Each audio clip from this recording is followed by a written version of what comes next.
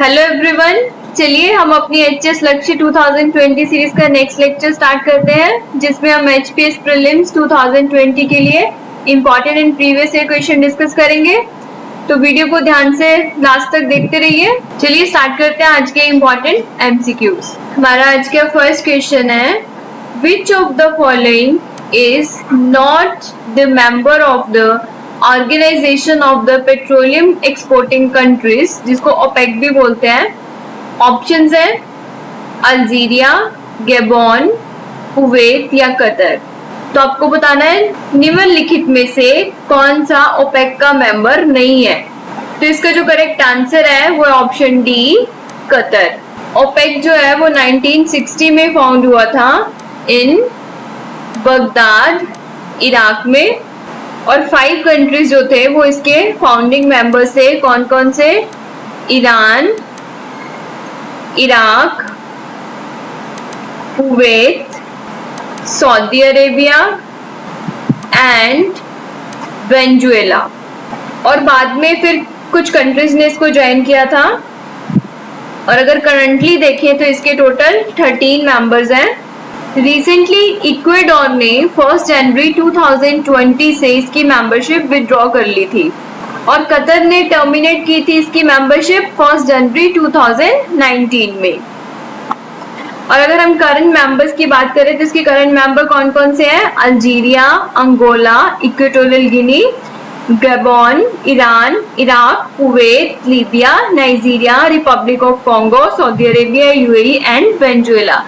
तो आपने इन सबके नेम याद रखने हैं, और बेसिकली उनके नेम याद रखने हैं जो कि पहले इसके मेंबर थे और अभी इन्होंने अपनी मेंबरशिप को टर्मिनेट कर दिया है, जैसे कि Ecuador.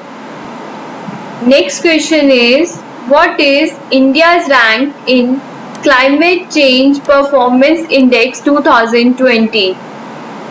Climate change performance index 2020 में इंडिया का रैंक कितना है? तो इसका जो करेक्ट आंसर है वो है option A, 9th। Climate change performance index जो है वो ज्वाइंटली रिलीज किया जाता है by German watch and new climate institute and climate action network के थ्रू। और फर्स्ट टाइम जो इंडिया का रैंक टॉप 10 में है। तो आपने याद रखना है क्लाइमेट चेंज परफॉर्मेंस इंडेक्स 2020 जो है उसमें इंडिया का रैंक कितना है? 9th rank. Next question is, with reference to Indian Ocean Rim Association, consider the following statements. First statement है, it was established in 1997. Second is, its secretariat is in Mauritius. Third is, it is established to strengthen regional cooperation and sustainable development within the Indian Ocean region. तो आपको बताना है कौन सी statements correct है। First statement is correct because ये 1997 में establish हुआ था और इसका सेक्रेटेरिएट कहाँ पे है? मॉरिशस में है। तो फर्स्ट एंड सेकंड स्टेटमेंट दोनों करेक्ट है। थर्ड है, it is to establish strengthen regional cooperation and sustainable development. Yes, ये भी स्टेटमेंट करेक्ट है बिकॉज इसको इंडियन ओशन रीजन में regional cooperation and sustainable development को स्ट्रेंथन करने के लिए एस्टैब्लिश किया गया था। तो इसका आंसर क्या होगा? इसका आंसर होगा all of the above. Next question is, which of the following wetlands in India are accorded the status of wetland of international importance under Ramsar convention? Ramsar convention बहुत इंपॉर्टेंट है, इसके ऊपर exam में question रहता ही है। तो चलिए देखते हैं क्वेश्चन में क्या दिया गया है। आपको बताना है कि कौन सी वेटलैंड्स को रामसार कन्वेंशन के अंदर वेटलैंड ऑफ इंटरनेशनल इंपॉर्टेंस का स्टेटस दिया गया है। First is Nandur Madhmeshwar, second is Beas conservation reserve, third is Ranganathittu bird sanctuary. तो इसका जो करेक्ट आंसर है वो है ऑप्शन ए, 1 एंड 2। तो Nandur Madhmeshwar and Beas conservation reserve, इन दोनों को वेटलैंड ऑफ इंटरनेशनल इंपॉर्टेंस का स्टेटस दिया गया है रिसेंटली। रंगनथीटू बर्ड सेंचुरी जो है वो कर्नाटका में है, लेकिन इसको वेटलैंड ऑफ इंटरनेशनल इंपॉर्टेंस का स्टेटस नहीं दिया गया है। एक्चुअली टोटल 10 न्यू साइट्स को वेटलैंड ऑफ इंटरनेशनल इंपॉर्टेंस का स्टेटस इंडिया में दिया गया है। एचएस में पहले भी ये क्वेश्चन पूछ चुके हैं कि रामसर साइट्स इंडिया में टोटल कितनी है, तो पहले 27 थी, अब 10 और हो गई है, तो टोटल कितनी हो गई है 37। तो इम्पोर्टेंट क्वेश्चन आपको याद रखना है, टोटल कितनी साइट्स है रामसर 37। इसके अलावा जो साइट्स इंक्लूडेड हुई है वो कौन कौन सी हैं? केशवपुर मियानी, ब्यास कंजर्वेशन रिजर्व, नंगल, ये तीनों पंजाब में है। नंदूर मधमेश्वर ये महाराष्ट्र में है। नवाबगंज, समन, संडी, पार्वती आगरा, समासपुर, सरसाई नवर, ये सारी यूपी में है। रामसर क्या है? रामसर एक सिटी का नाम है ईरान की, तो ये भी इसका नेम आपको याद रखना है। और ये कन्वेंशन कब साइन हुई थी? 1971 में साइन हुई थी। किसके लिए? To preserve the ecological character of wetland. So important question है, अच्छे से कीजिए इसको। Next question is India's first e-waste clinic was inaugurated in which of the following state? India का फर्स्ट ई-वेस्ट क्लिनिक कौन सी स्टेट में इनॉग्रेट किया गया है? तो इसका जो करेक्ट आंसर है वो क्या है? Option B, Madhya Pradesh. मध्य प्रदेश के भोपाल में फर्स्ट ई क्लिनिक इनॉग्रेट किया गया और ये क्या करेगा? It would enable segregation, processing and disposal of waste from both household and the commercial units. तो ये दोनों household and commercial units के वेस्ट को सेग्रीगेट, प्रोसेस एंड डिस्पोज करेगा। तो कहाँ पे है इंडिया का first e waste clinic? Bhopal, Madhya Pradesh में। Next question is with which of the following Himachal Pradesh has signed $80 billion loan agreement to boost agriculture and water management in the state? State में agriculture and water management को boost करने के लिए हिमाचल प्रदेश ने किसके साथ $80 million का लोन एग्रीमेंट साइन किया है? तो इसका आंसर है option D, world bank. Next question है which temples have been built in shikhara style in HP? जो आपको नीचे टेम्पल्स दिए गए हैं, आपको ये बताना है इनमें से कौन सा शिखर स्टाइल का है। ऑप्शंस है हिडिंबा टेम्पल, आदि ब्रह्मा टेम्पल, प्राशर टेम्पल या फिर लखना देवी टेम्पल। तो इसका जो करेक्ट आंसर है वो है ऑप्शन डी, लखना देवी टेम्पल। ये भरमौर चंबा में है और कहा जाता है कि इसे राजा मरुवर्मन ने बनवाया था। चलिए नेक्स्ट क्वेश्चन देखते हैं। Tibetan institute of performing arts and Tibetan handicraft centre are located in which of the following? आपको बताना है Tibetan institute of performing arts and Tibetan handicraft centre कहाँ पे है। ऑप्शन है आपके पास नूरपुर, धर्मशाला, पालमपुर या फिर डलहौजी। तो इसका जो करेक्ट आंसर है वो क्या है? Option B, Dharamshala. Next question है intensity scale used to measure during an earthquake is और आर? अर्थक्वेक की इंटेंसिटी मेजर करने के लिए कौन सा स्केल यूज किया जाता है? Richter scale, Mercalli scale, either Richter scale और मरकाली स्केल या फिर नन। तो इसका जो करेक्ट आंसर है वो है option B, Mercalli scale. Mercalli scale जो है वो अर्थक्वेक शेकिंग की सिवियरिटी मीन्स वो कितना ज्यादा, उसकी कितनी इंटेंसिटी है उसको मेजर करता है, जबकि जो रिक्टर स्केल है वो मैग्नीट्यूड ऑफ अर्थक्वेक को बताता है। तो अगर इंटेंसिटी आएगा तो आंसर क्या होगा? मरकाली स्केल। अगर मैग्नीट्यूड पूछेंगे तो आंसर होगा Richter scale. Next question is which one of the following is responsible for the preparation and presentation of union budget to the parliament? आपको बताना है नीचे दी गई ऑप्शंस में से कौन प्रिपेयर एंड प्रेजेंट करता है यूनियन बजट पार्लियामेंट को। तो इसका जो आंसर है वो क्या है? वो है option B, department of economic affairs. ये डिपार्टमेंट किसके अंदर आता है? Under the finance ministry.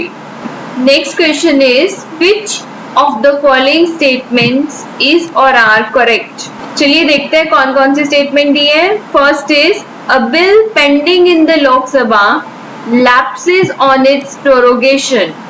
Prorogation पर जो बिल लोकसभा में पेंडिंग होता है वो लैप्स हो जाता है.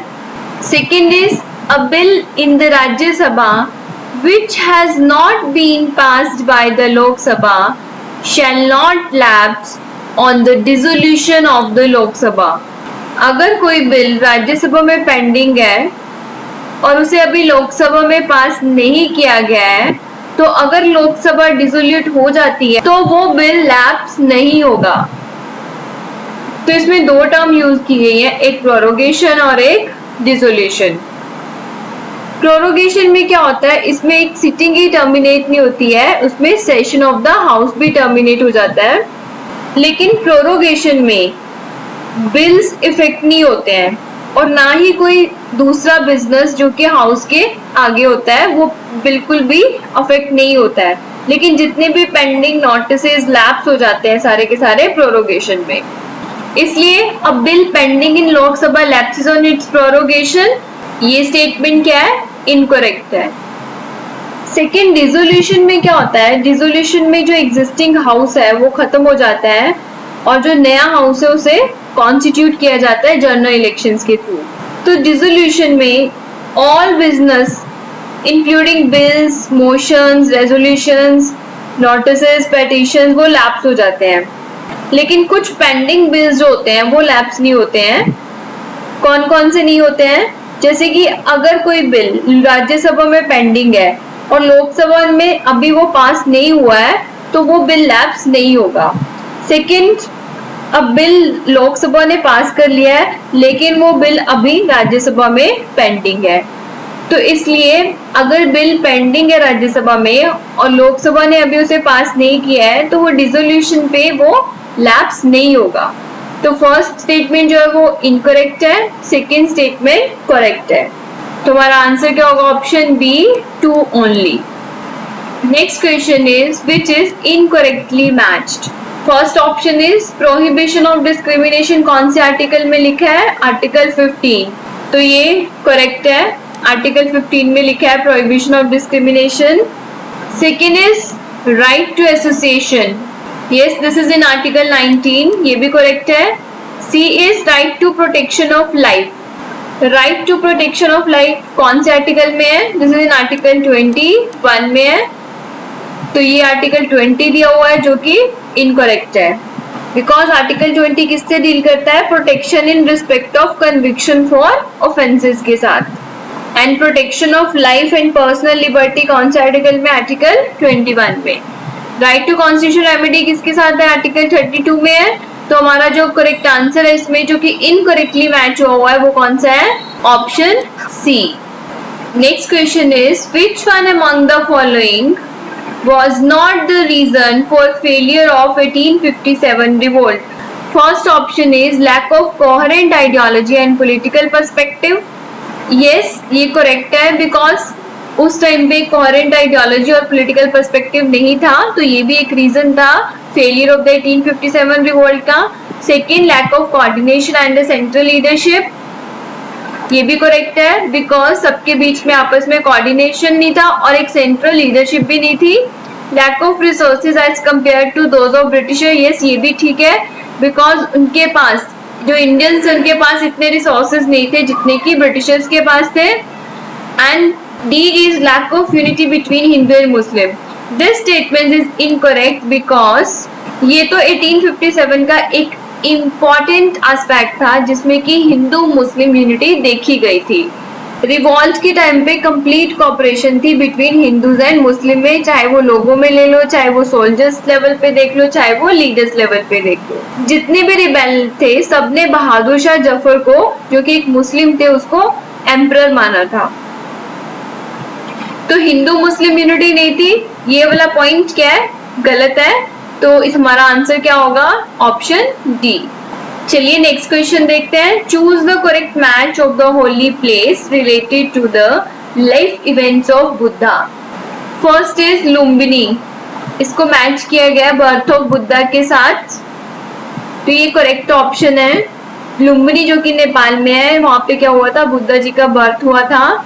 सेकेंड ऑप्शन इज बोध गया, तो जिसको एनलाइटनमेंट ऑफ बुद्धा के साथ मैच किया गया है, तो ये भी करेक्ट है। एनलाइटनमेंट ऑफ बुद्धा कहाँ पे हुआ था, बोध गया में हुआ था।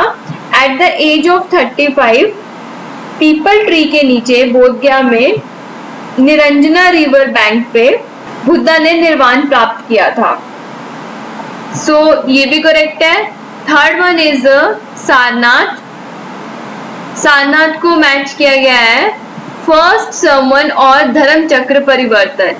ये क्वेश्चन भी हम कर चुके हैं, ये भी करेक्टली मैच्ड है। Last one is the Kushinagar और उसे मैच किया गया है डेथ और महापरिनिर्वाण से, तो ये ऑप्शन भी करेक्ट है। तो जितनी भी 1 2 3 4 ऑप्शंस दी गई हैं ये सारी करेक्टली मैच है, तो हमारा आंसर क्या होगा, option A, all of the above. Next question is who became the first recipient of the prestigious Philip Kotler Awards? Philip Kotler Awards का फर्स्ट रिसिपिएंट कौन बना है? ऑप्शंस है सोनिया गांधी, अमित शाह, नरेंद्र मोदी या फिर स्मृति ईरानी। तो इसका जो करेक्ट आंसर है वो है option C, Narendra Modi. PM Modi ने ये first ever Philip Kotler presidential award receive किया है और ये अवार्ड जो है वो फोकस करता है पीपल, प्रॉफिट एंड प्लैनेट के ऊपर। और इनको किसके लिए सिलेक्ट किया गया, for his outstanding leadership for the nation.